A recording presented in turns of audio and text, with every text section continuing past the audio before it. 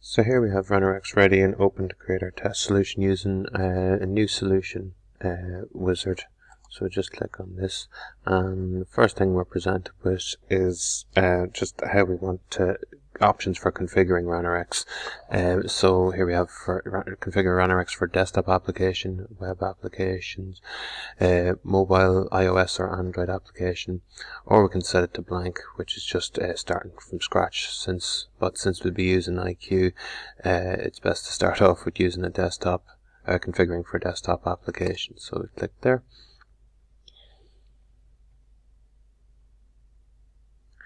And then, we're presented with this screen where we're just here we give our solution a meaningful name.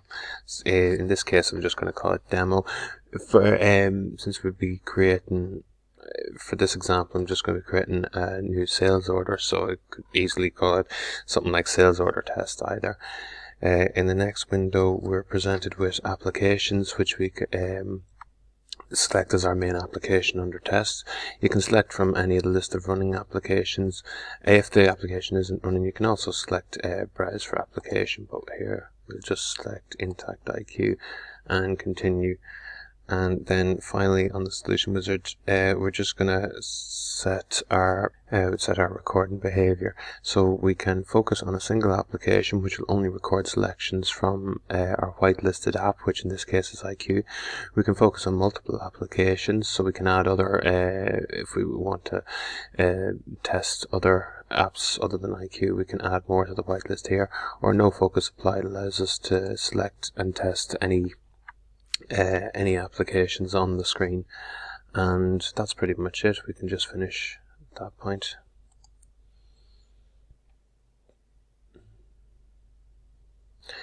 So now we're presented with the Ranorex user interface. In the middle here we have our test suite, which is where we can add all our test cases. Inside each of the test cases we have our steps. We're presented with 3 pre-made modules, recording modules, just one for starting up an application, one for closing, and the other for just recording. Here on the left hand side is our project view, which contains our solution at the top of the hierarchy. This contains all our files, modules, and repository which is necessary to run our Ranorex project. It also contains reports which will be generated after a recording has been run. And then down below here we have our module browser and our 3 pre-made modules. So in Ranorex, a module is just a unit of code basically which executes one or more test steps, and we use multiple modules to make up our steps in our test cases. There are 2 types of modules. There are code modules which can be created using C# or db.net. These modules are just generally just coded. Or there are also recording modules which are created using Ranorex Recorder. We'll be mainly focusing on using recording modules, since that is generally what we'd be using most of the time. Just when a module is created, it can be it will be available in the module browser, and anytime you want to add it to the steps, you can just click and drag it over. For the next step, we're going to actually create some recording modules, and for these we're actually going to delete all of these and start from scratch. I'll name my test case something meaningful, so in this case it would be create a sales order, and I'm just going to create a new recording module. So by doing this we can just right click and add a new recording module, and I'll name it something same like create a sales order.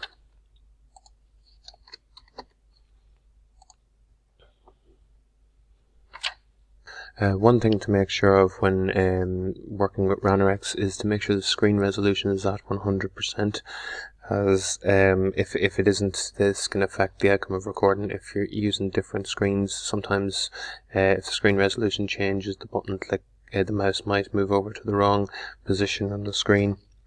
Once we created our new recording module,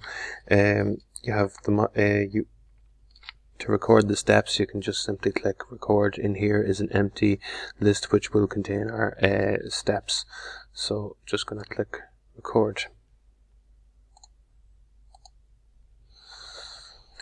So here with the recorder on, you can see as you mouse over different elements, we can see each highlighted in a red box. This is because Ranorex is able to recognize each of the individual elements on the application. And if we click on sales order and then add, we can see each of the steps we perform are now getting recorded in the Ranorex history along the, in the bottom right of the screen. Continue just creating our sales order. Even key sequences and everything are recorded. So if we move along here,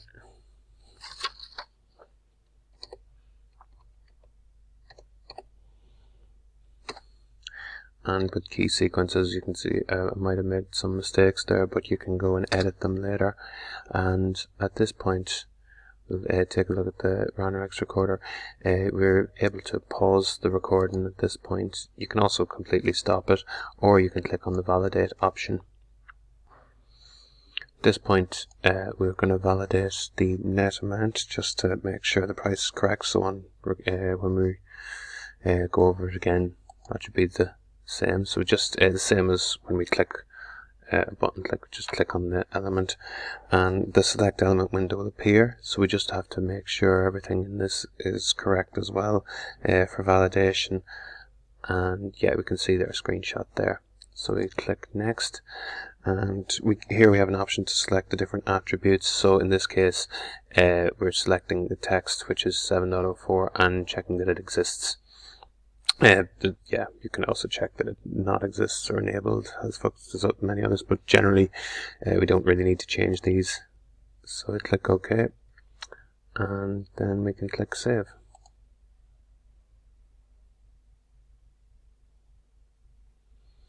In here we'll just add gross price as well.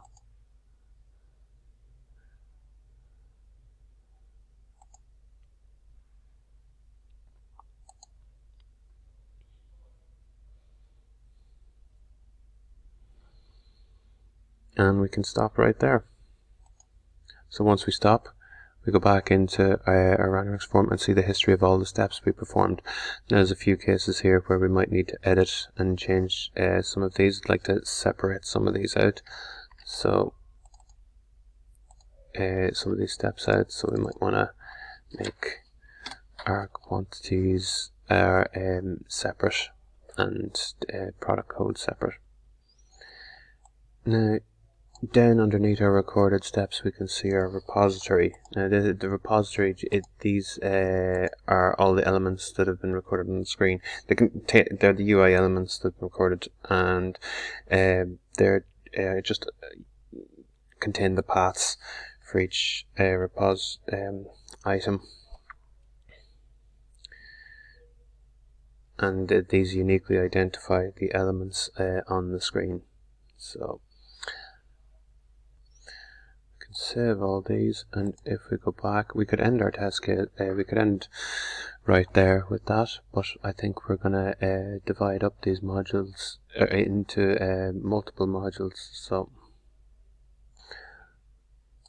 So here we can see I've jumped ahead and actually divided up our sales order module into multiple different modules, just based on this would be the best way to divide up steps, because when we go to a sales order, we don't necessarily want to click add next. We want to edit, or it could be many different things. So we have no need. We can just delete that now. And now since we have here hard coded only one product, I'm going to make changes to allow this to add multiple products and take them in from a data source. So I'll add a new variable here and call it product, and then I'm going to add another new variable and we'll call it quantity. Can save that, and we'll also do the same for validate sales.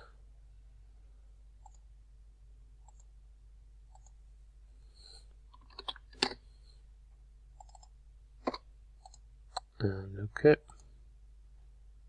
And at this point now we can add a new data source. So we go over to data binding iterations over here and click on the folder. We can double click here and then we can select a tab data source. Now from here we'll be just creating a new simple data table. So all we need to do is click this, and I'm just going to call this one data, and we add in product, quantity, and net amount. And so for this I'll add in a few products. So we've now jumped ahead and added 3 products and 3 sets of quantities with 1 net price. Now generally we'd probably add these to 2 data tables, but for the purposes of this it should be fine. And we'll select a range of 1 to 3 because we're just adding quantities and products here. Now we go to data binding and we can bind our variables to the column headers by clicking auto bind. This only works if the variables and columns are named the same. So we can click apply and OK. Now for the validated sales we can also go ahead and double click, and now we select our created data table and select range 4. And if we auto bind again we can see net and net are now linked together. So we apply this and click OK. We save this and run.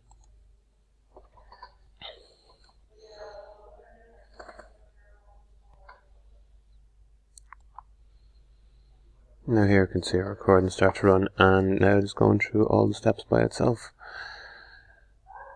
But this time it is taking data from the data sources, so it's adding in the quantities and product we've added from our simple data source. It is validating the net amount and then saving. We didn't change our amount received there, so it's still putting in that amount. And there we go, and at the end we get a report which will let us know if everything went. So it might have had a bit of trouble on the end bit, but it's just a warning, it still worked fine. And here we have our different items from the data sources showing what products and quantities are going in.